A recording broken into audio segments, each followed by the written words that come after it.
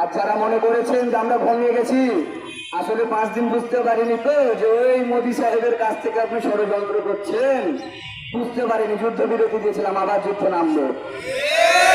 15 তারিখ ঘোষণা দিয়েছেন আপনারা চিনতে পারেননি যে বেড়াজাল থেকে আপনাদেরকে তাড়িয়েছি, যে বেড়াজাল সৃষ্টি করেছেন সেই বেড়াজালকে আমরা ভেঙেছি।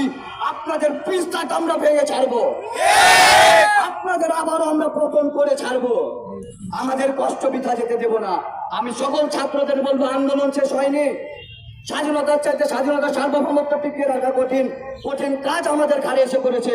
কেউ বিভক্ত হবেন না, সবাই একটা দেহের মতো, আমরা প্রত্যেকটা একটা দেহের অঙ্গ হয়ে থাকতে চাই ছাত্র সমাজরা।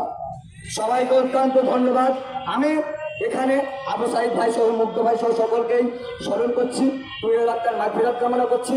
আমাদের এই ভাই বিনা কারণে, শুধু তার অধিকার আদায়ের জন্য সে জেল খেটেছে। এ ভাইয়ের জন্য আমরা সমবেদনা প্রেরণ করছি।